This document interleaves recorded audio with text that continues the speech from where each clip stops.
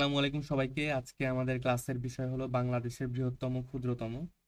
তো বাংলাদেশের বৃহত্তম ক্ষুদ্রতম, প্রথম, শেষ, এই বিষয়গুলো নিয়ে আসলে বিভিন্ন গুরুত্বপূর্ণ পরীক্ষাগুলোতে প্রায় প্রশ্ন এসে থাকে এবং এজন্য এই টপিকটা খুবই গুরুত্বপূর্ণ। আমাদের একটু মনোযোগ দিয়ে আজকের এই ক্লাসটা করতে হবে। তো চলো আমরা ক্লাসটা শুরু করি। তো আমরা গতানুগতিক ধারায় যেভাবে ক্লাসগুলো করি, যে আমরা আসলে বাছাই করা সেরা 10টা প্রশ্ন সলভ করি, তো এবং তার সাথে রিলেটেড প্রশ্নগুলো পড়ার চেষ্টা করি। তো এই যে বৃহত্তম ক্ষুদ্রতম, এখানে আসলে রিলেট করে পড়তে গেলে আসলে আমাদের জাস্ট ইনফরমেশনগুলো মুখস্থ করা ছাড়া আর কোনো উপায় নাই। এখানে কোনো টেকনিকও নাই, আহ, বা আমরা কোনো রিলেট করেও তেমন পড়তে পারবো না।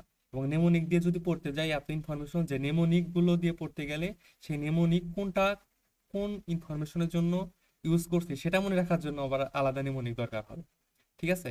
তো আমি সেজন্য আজকে ক্লাসটি এভাবে সাজিয়েছি যে আমরা প্রথমে সবগুলো ইনফরমেশন একসাথে দেখে নিব, সবচেয়ে গুরুত্বপূর্ণ ইনফরমেশন গুলা।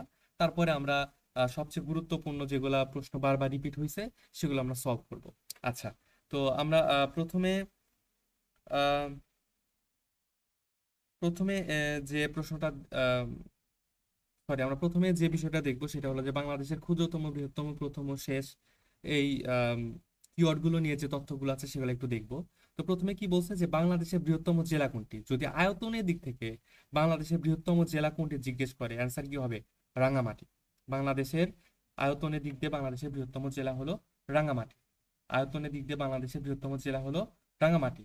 আর বাংলাদেশের ক্ষুদ্রতম জেলা আয়তনের দিক দিয়ে, হ্যাঁ, আয়তনের দিক দিয়ে বাংলাদেশের ক্ষুদ্রতম জেলা হলো নারায়ণগঞ্জ।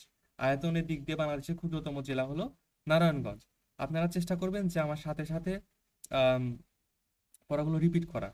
হ্যাঁ, তাহলে যখন আপনার ব্রেইন একই সাথে পড়াগুলো শুনছে এবং একই সাথে আপনি মুখ দিয়ে বলছেন, তো এটা মুখস্থ করাটা আরো ইজি হবে, আপনার জন্য মনে রাখাটা ইজি হবে। হ্যাঁ, আচ্ছা, তারপরে আসি যে বাংলাদেশের বৃহত্তম বিভাগ, এটাও আয়তনের দিক দিয়ে, হ্যাঁ।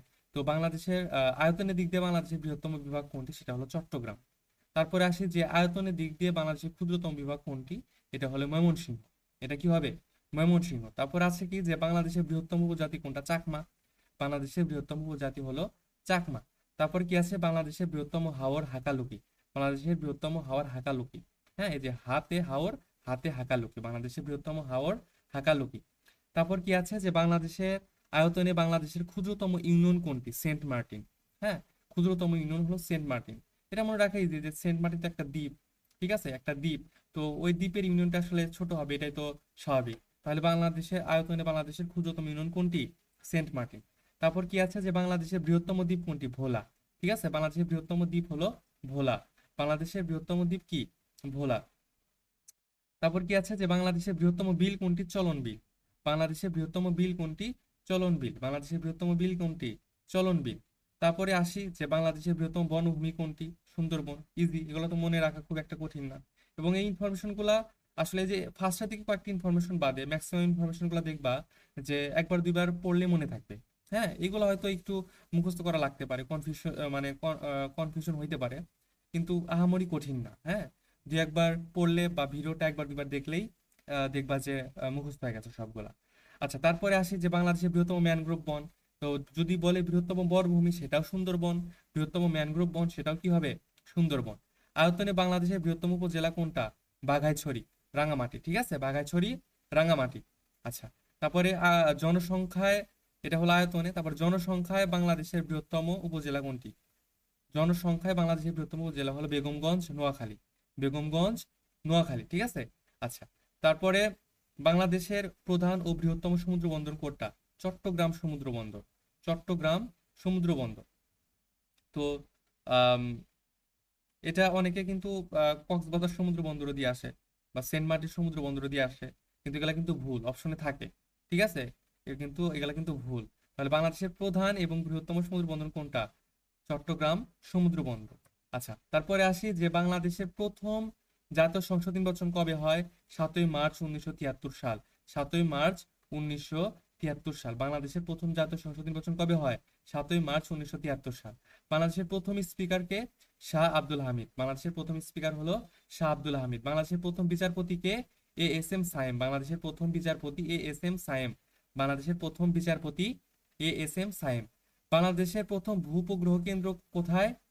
বেতবুনিয়া রাঙামাটিতে। বেতবুনিয়া রাঙামাটিতে বাংলাদেশের প্রথম ভূ উপগ্রহ কেন্দ্র বেতবুনিয়া রাঙামাটিতে। বাংলাদেশের প্রথম কৃত্রিম উপগ্রহ কোনটি?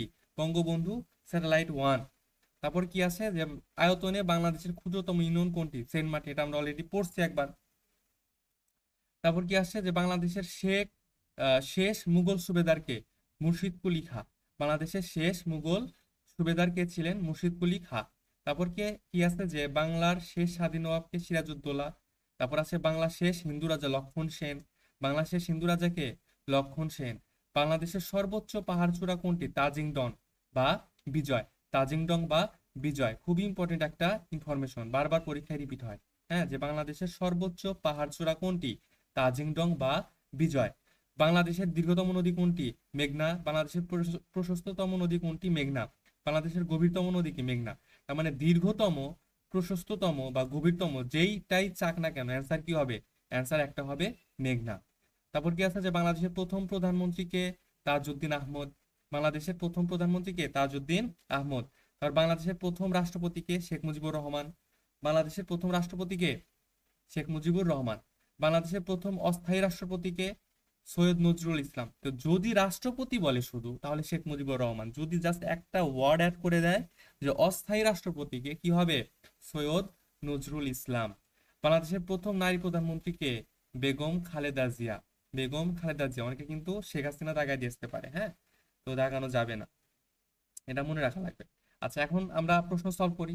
তো এখন যখন আমরা এই রিলেটেড বা এই বাংলাদেশের প্রথম, শেষ, বৃহত্তম, ক্ষুদ্রতম এই রিলেটেড প্রশ্নগুলো সলভ করতে যাব, দেখবো যে আমরা যা যা পড়ছি এর ভিতর থেকেই সব প্রশ্ন হুবহু চলে আসছে। যেমন দেখো, যে আমরা যে প্রথম যে প্রশ্নটা, যে বাংলাদেশের আয়তনে বৃহত্তম জেলা কোনটি, আমরা একটু আগে পড়ে আসছি কি? রাঙামাটি। বাংলাদেশের আয়তনে বৃহত্তম জেলা হলো রাঙামাটি। তারপরে প্রশ্নে কি বলছে দেখি, যে আয়তনে বাংলাদেশের ক্ষুদ্রতম বিভাগ কোনটি? একটু আগে পড়ে আসছি, ময়মনসিংহ। আয়তনে বাংলাদেশের ক্ষুদ্রতম বিভাগ ময়মনসিংহ। তারপর কি আছে 3 নম্বর প্রশ্নে, যে বাংলাদেশের বৃহত্তম বিল কোনটি? একটু আগে বললাম যে চলন বিল। বাংলাদেশের বৃহত্তম বিল কোনটি? চলন বিল। তারপর কি আছে দেখি 4 নম্বর প্রশ্নে, যে বাংলাদেশের ক্ষুদ্রতম ইউনিয়ন কোনটি? একটু আগে বললাম সেন্ট মার্টিন, ওই যে একটা দ্বীপের ভিতরে একটা ছোট্ট ইউনিয়ন, সেটা কি? সেন্ট মার্টিন। তারপর কি আছে 5 নম্বর প্রশ্নে, যে বাংলাদেশের বৃহত্তম দ্বীপ কোনটি? ভোলা। বাংলাদেশের বৃহত্তম দ্বীপ কোনটি? ভোলা। তারপর কি আছে দেখি, যে বাংলাদেশের বৃহত্তম নদী কোনটি? মেঘনা। বৃহত্তম, প্রশস্ততম বা গভীরতম সবগুলাই কি হবে? সবগুলাই হবে মেঘনা। ঠিক আছে।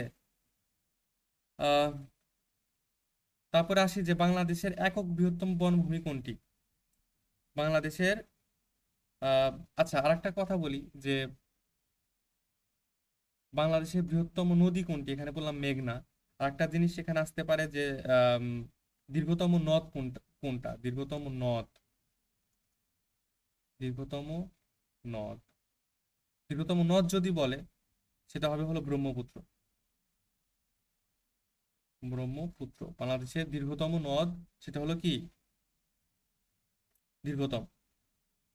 আহ আচ্ছা, তারপরে প্রশ্ন চলে যাই। 7 নম্বর প্রশ্নে কি বলছে, যে বাংলাদেশের একক বৃহত্তম বনভূমি কোনটি? এটা একটু আগে দেখে আসছে, সুন্দরবন। তারপরে বলছে যে বাংলাদেশের বৃহত্তম উপজেলা কোনটি? এটাও কিন্তু আমরা একটু আগে দেখে দেখে আসছি, যে বাঘাইছড়ি। কোনটা? বাঘাইছড়ি। আচ্ছা, এবং এই বাঘাইছড়ি আসলে বৃহত্তম উপজেলা, এটা কোন জেলার ভিতরে অন্তর্ভুক্ত? রাঙ্গামাটি জেলা, হ্যাঁ, এটা আমরা দেখে আসছি। 9 নম্বর প্রশ্ন বলছে, যে বাংলাদেশের বৃহত্তম সমুদ্র বন্দর কোনটি? চট্টগ্রাম সমুদ্র বন্দর। চট্টগ্রাম সমুদ্র বন্দর। 10 নম্বর প্রশ্নে কি বলছে, যে বাংলাদেশের ক্ষুদ্রতম জেলা কোনটি? বাংলাদেশের ক্ষুদ্রতম জেলা কোনটি? নারায়ণগঞ্জ। তো সবগুলো প্রশ্ন কিন্তু আমরা অলরেডি পড়ে আসছি, এবং শুধু এই 10টি না, এর বাইরে আরো অনেক ইনফরমেশন আমরা পড়ে আসছি, যেগুলো পরীক্ষার জন্য খুবই গুরুত্বপূর্ণ। তো ঠিক আছে, আজকের ক্লাস এই পর্যন্তই। ধন্যবাদ সবাইকে।